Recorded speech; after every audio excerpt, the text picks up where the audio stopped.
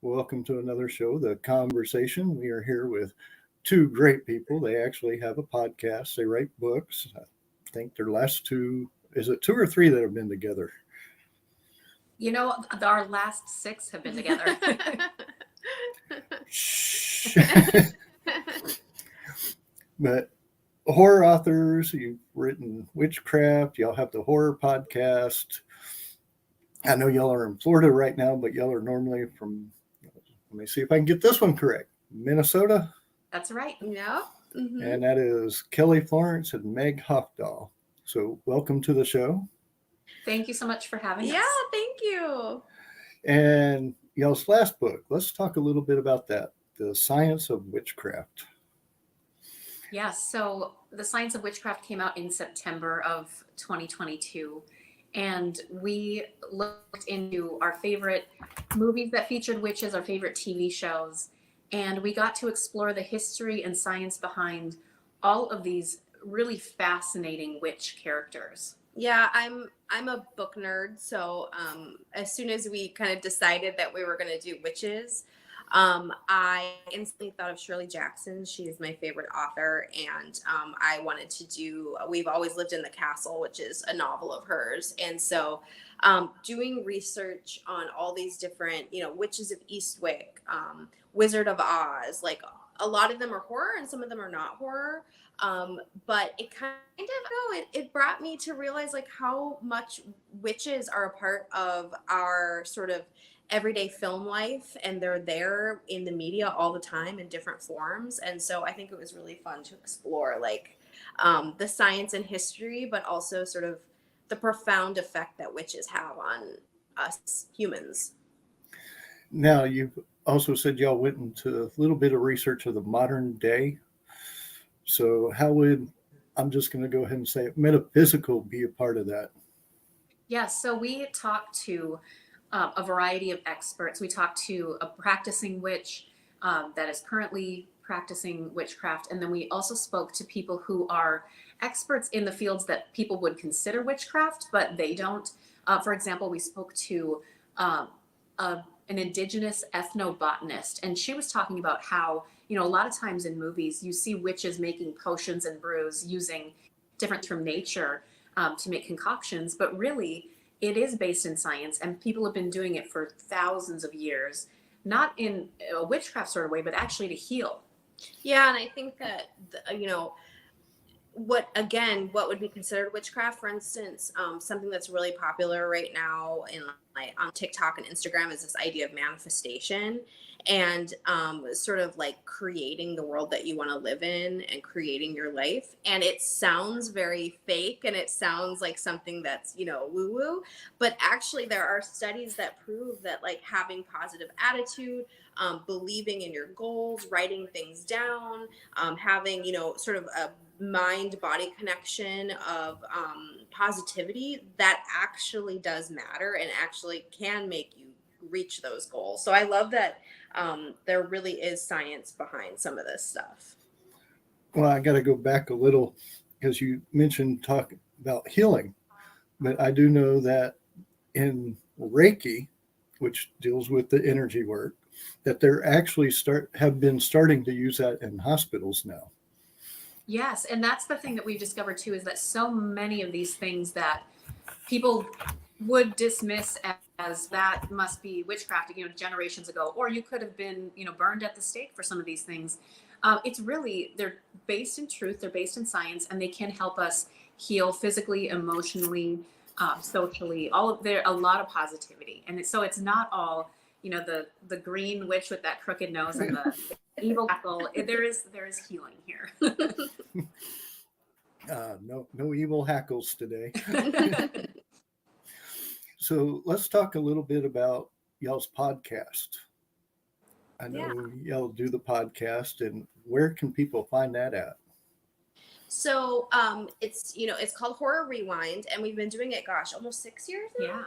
Yeah, almost 6 years. And it really just came about, basically we wanted to talk about what we were always talking about, which is horror movies. And, as best friends, we were talking about it anyway. And we kind of thought, hey, why don't we share this? And also it became an experiment too, because we wanted to watch movies that we had watched as kids, because we both grew up loving horror, and we were like, were those movies actually good, or do we just remember them as being good? So we wanted to watch them with like a new, frame of reference. And now that we're older, and now I think as the podcast has sort of evolved, we're doing more newer horror, because there's so much great horror now. Mhm. I mean, there's always been great horror, but there's so much now that we are kind of talking more in that vein. And we talk also not just about movies, but TV shows and books. And you can find or rewind anywhere where you listen to your podcasts. Yeah, everywhere. Do y'all ever try to get guests on y'all's show, or? We've had guests a couple of times, but because of how busy we are and how much we've been traveling and writing, and that's a good problem to have, we just haven't been able to consistently set up interviews, which, that's okay. We're getting by. Yeah, we've kind of made it our little place where we share our opinions about horror movies, and we love to get, feedback from our listeners, but we haven't really built that guest into it. Well, I got to ask, going back from today's age to yesterday's, do y'all still feel that those movies back from the 80s are still as good as they claim to be? Or Some of them absolutely held up, and then we realized some of it is just nostalgia reasons. Like, we watched it so many times, we rented it so many times from our local video store that it became a part of us. And then when we watch it with a new lens, it's like, oh, that actually wasn't that good of a movie. Well, yeah, and I mean, I think everyone's kind of going through this thing where, you watch things from the 80s, or you read things from the 50s or the 40s like I do, and there's problematic parts to it. And so sometimes you have to kind of parry that out and be like, okay, there's something problematic here, but I still really like this part of it. And I think that's okay. I think you can still, appreciate and like art, even if it's not perfect by today's standards. So there's some of that too, where we're trying to figure that all out. But yeah, I mean, some of them really hold up though. I mean, some of the 80s movies still really hold up. So, and some of them maybe not. I won't ask which ones. Okay. We'll let people listen to y'all's podcast to Yeah. find out what y'all think on that. Now, one of my biggest questions is what inspires y'all? What inspires you to write? What is your biggest inspiration? The word inspire can go so far. Yeah. So I think specifically for our Science of books, we discovered through our podcast that every week when we were talking about these horror movies, we were naturally gravitating to the things that we were interested in. And we've been doing this ever since we were children. When we watched a horror movie, we were the kids who went to the library to look up the story of, the history behind that creature or that place where the setting was, or the medical condition that they had in the movie. And so we realized we're already talking about all of this science stuff. We should start writing about it. And so that was the inspiration, finding these real stories that these horror movies were based on, and finding that sometimes truth can be scarier than fiction. Yeah, and I think for me, I'm a novelist and a short story writer, and I think that I'm really just inspired by telling stories about complicated people who make mistakes. And in a horror setting, I love to kind of put them in the worst day of their lives, because that's what a horror story or a horror movie is. It's the worst day of their lives, and see if they sink or swim. I really, really enjoy that. And I'm inspired by anything and everything. It can be the most random of things that I kind of want to put together and put, a monster up against this person who's dealing with this whole other thing. And so I think there's inspiration in everything. And obviously there's been such great horror being written and produced right now that it's hard not to be inspired. Speaking of that, one day Meg and I were sitting alongside the beach of Lake Superior in Duluth, Minnesota, and there was a bee that just kept bothering us. And she ended up writing a horror story about it. So inspiration anywhere. Yeah. Who would you say is your biggest inspiration? Oh, wow. Would you say it came from your parents? Would you say it came from another author? Would you get a movie director? You know, I think we both, and our very first book that we wrote, The Science of Monsters, we dedicated it to our parents because they let us watch horror movies and read scary stories. And we know a lot of our peers, they weren't allowed. They're like, no, I can't watch that, or I can't read that yet. So I think it did start with our parents who gave us that love of reading and watching movies and giving us that safe way to explore the genre. But then I think also when we were younger, one of our favorite authors was Stephen King, and we got to write a book about him as well. So that was pretty cool. Yeah. I mean, there's so many people that inspire us, whether it be, filmmakers. We're huge Jordan Peele fans. There's something about, like I said, Shirley Jackson's my favorite author, as well as Stephen King, Joe Hill. There's so many great people out there. And I find it inspiring seeing, even just being on social media and seeing people of all different walks of life writing and finding time to write throughout the day. I find that very inspiring. I actually wish I could get back to writing, but I keep myself so busy lately.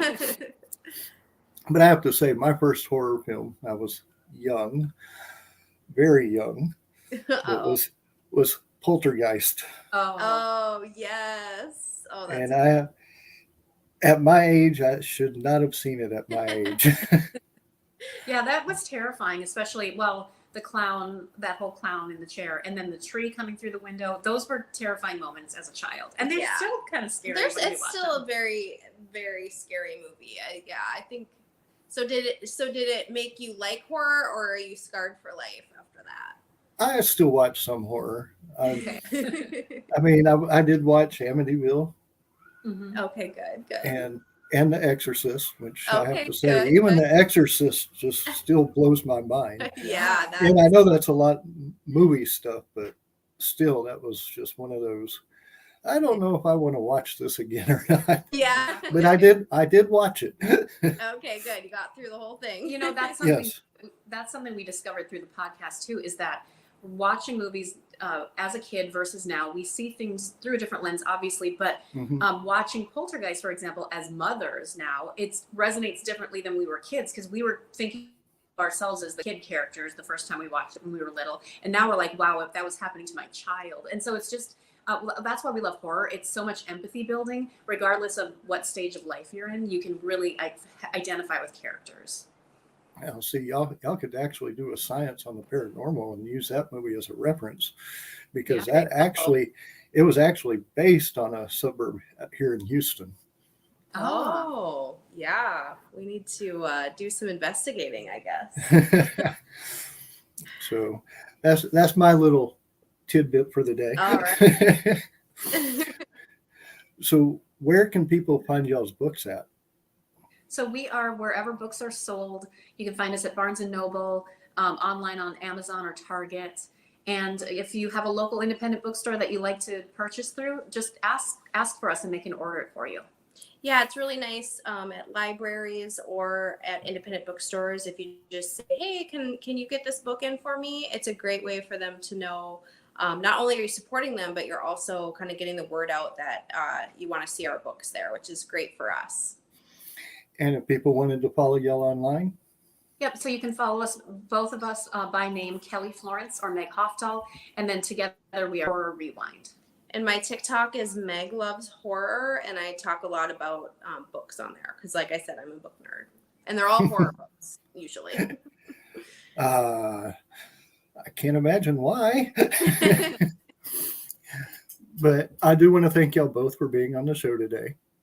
Oh, thank you so much. It was great fun. And we look forward to having y'all again, because I do know that there's a few things in the works, but we can discuss those the next time y'all are on. Oh, sounds good. Great. But for everyone else, our next conversation will be with Damon Makes today at 12. So we will see y'all then. Until next time,